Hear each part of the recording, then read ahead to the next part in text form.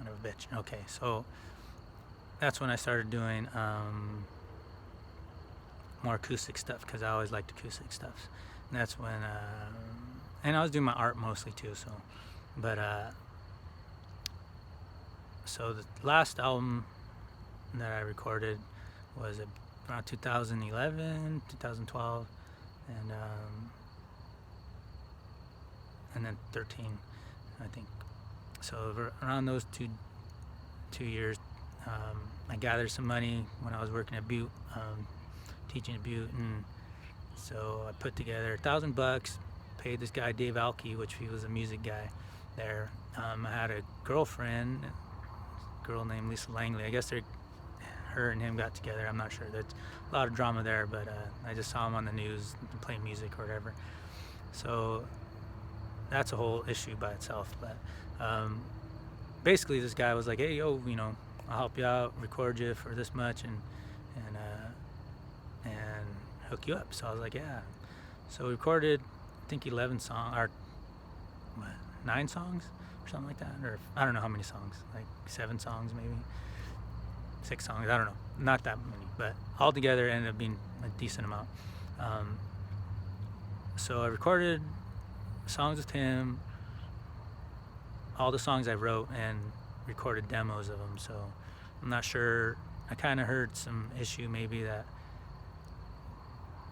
there's creative rights issue between me and him. I don't know if that's the truth because I don't know why he would do it, but I'm not surprised by people. So, but really those are all my songs, and I wrote the lyrics, I wrote the music, and I wrote the arrangements. So there was nothing changed that I didn't want, and I, other than Dave playing, actually even when he played the leads, I was like, telling him, I gave him demos, scratch demos of what I wanted, and then he went and perfected and made them sound great. But when if normally, and the percussionist, I was telling everyone how to do what needed to sound like, and so pretty much producing and sound, and crafting the song. There should be no copyright issues on whose songs they are. So that's, and put that out there, and then with Ramona Sky, that was Christian Marquez, and then Cody Johns. Those dudes I met in Chico, they kind of found me, and then they were like, "Yo, let's do something." So that was first, and so they had Christian. They basically, it was 2 singers. I was singing and he was singing, which I didn't like, but he was a great bass player, and I was cool with playing some bass too. But the gigs ended up getting weird, and we would trade off each song, and it was just not the kind of band that I wanted creatively, so because I wanted to play more guitar, I wanted to I wanted to do some Jimi Hendrix stuff, but it gave me half an opportunity to do that. And so what we did was create 2 of my songs and then 2 of his songs, and then we worked on some stuff that never came to fruition, and then and that was it. Just jammed. We did a few gigs, and I was kind of show up late, and I was busy doing my own thing, so in my art world, so that didn't fly all the way. And so I got 2 recordings, and then I went and mixed them up with Dale Price, which was a dude in Paradise, which I met through Ali Battaglia, I think, which musicians in Chico,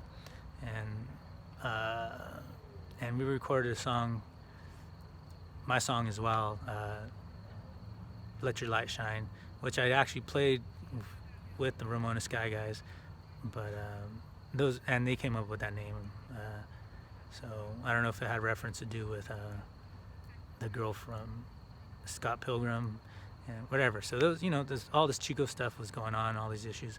So I got to get out of here. So that was that band, and so the 2 songs that came from that was Blood and Ink and Happy, and I wrote those songs and arranged the songs, and the bass lines were Christians, but just their basic bass lines. He was a really good musician. So, but we just had different styles. I wanted to get more. I don't know.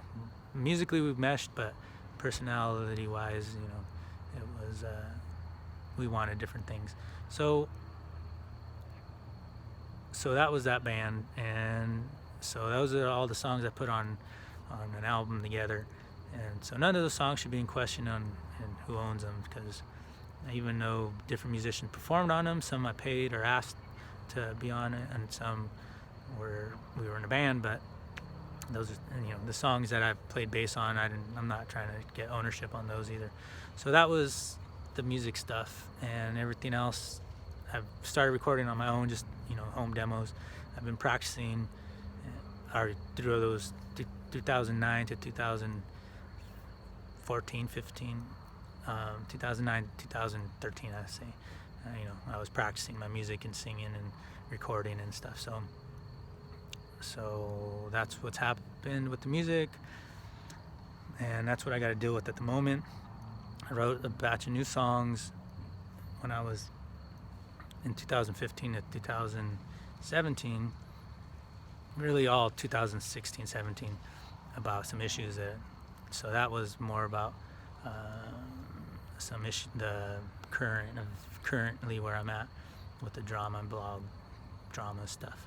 So those are, solo, playing all the instruments, and started playing drums, so that's where I got out of the music, was I was able to get pretty good on all these instruments and record.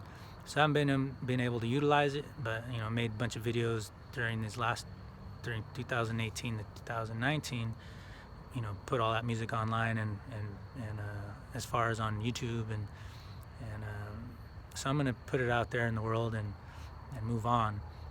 But that's kind of the issue with that band, or my music career so far, and that's it. So it's dark. I hope I don't get locked out. I don't know if they have gates here later.